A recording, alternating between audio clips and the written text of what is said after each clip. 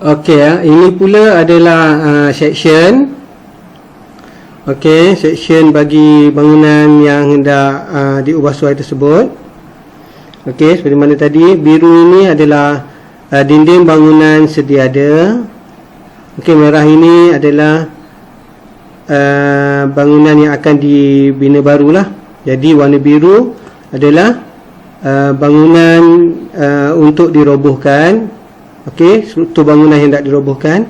Kemudian ini merah adalah struktur bangunan baru. Okey. Okey. Okey, apa ini apa ni, lukisan 3 dimensi bagi bangunan tersebutlah. Okey, bangunan yang berwarna ni, warna coklat ni adalah struktur bangunan baru. Untuk bangunan tersebut lah. Okey, yang sebelah kanan ini adalah bangunan sedia ada lah. Jadi sebelum jadi macam ni, bangunan apa ni, dia punya reka bentuknya adalah seperti yang sebelah lah. Okey. Okey. Okey, yang keduanya, yang tadi yang pertama adalah untuk ubah suai. Yang ini pula adalah lukisan pindaan untuk bangunan yang dalam proses pembinaan lagi lah. Lukisan pembinaan, proses drawing perlu dilakukan ya. Kenapa lukisan pindaan ini perlu dilakukan? Kerana yang pertamanya, apabila lukisan pembangunan dia atau binaan dia tu berlaku silap ukur lah. Okey, perlu diingat ya, lukisan pembinaan, construction drawing ni telah ada, tapi dia berlakunya kesilapan ukuran. Jadi dia kena lukis semula lukisan yang baru untuk dihantar kepada pihak berkuasa tempatan bagi mendapat kelulusan. Okey, yang pertamanya apabila berlakunya kesilapan ukuran. Yang keduanya, binaan tidak memenuhi spesifikasi piawaian lukisan. Okey, binaan tidak mematuhi spesifikasi bahan binaan yang telah dipilih. Okey, untuk peringatan ya, bahan binaan juga perlu. Okey, kerana dalam lukisan kerja atau construction drawing, kita juga akan masukkan kat dalam tu bahan binaan. Jadi apabila berlaku perubahan, jadi bahan binaan kena lukis semula. Okey, kemudian binaan tidak menepati susun atur yang telah ditetapkan. Okey, mungkin berlaku perubahan bilik ya, ada ruang-ruang yang ditambah ataupun dikurangkan. Okey, berlaku perubahan infrastruktur serta mendapat permintaan daripada pihak klien. Okey, ini klien ni pemilik bangunan lah. Bila dia nak buat ubah suai, dia kena maklumkan kepada pelukis pelan atau kontraktor untuk membuat perubahan lah. Okey.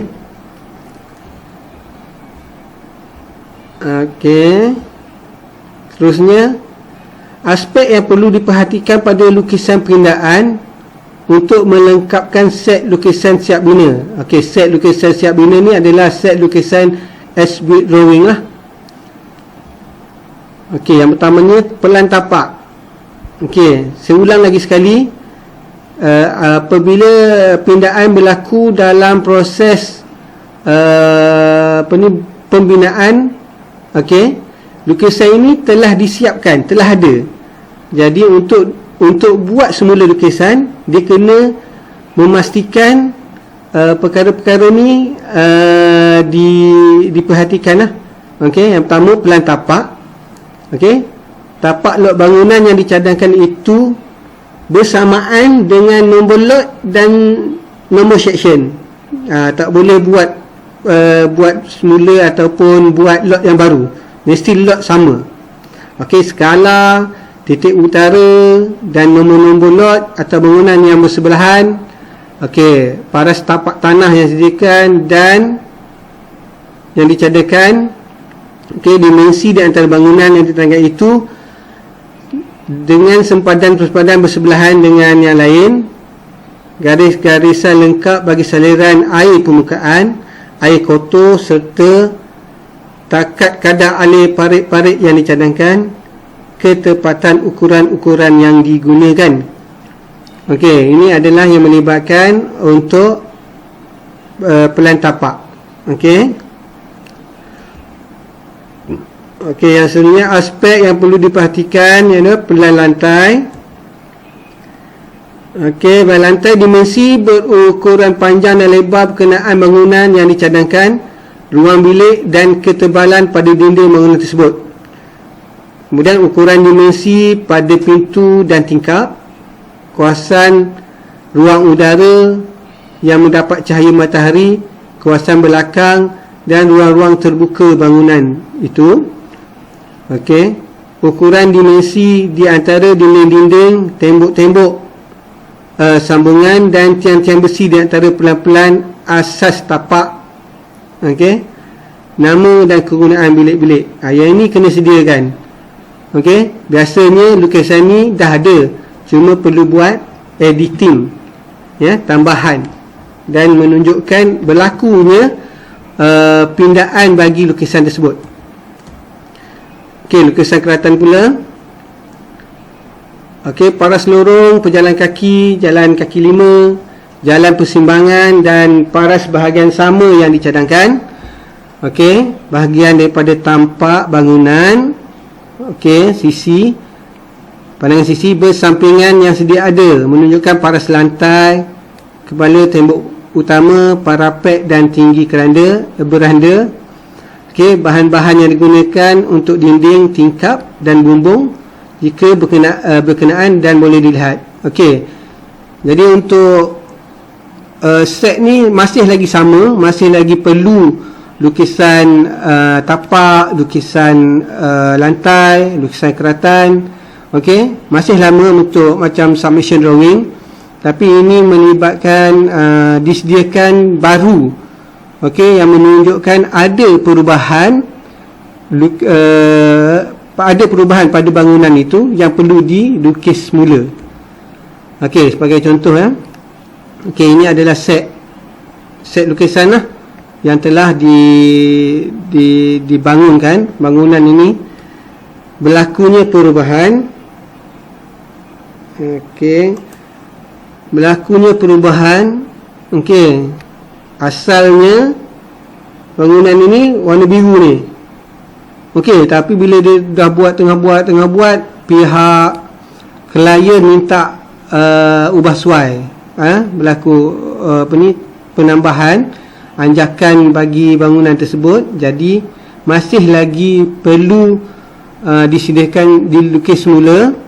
Okey, dengan menyediakan mengikut piawaian seperti warna biru dan warna merah ni ya. Okey, ini pandangan sisi keratan. Okey, bumbung. Okey, pandangan sisi. Okey, betul ada dia punya tajuk bangunan, tanda tangan klien, arkitek, catatan. Okey, ni semua masih ada lah. Okey.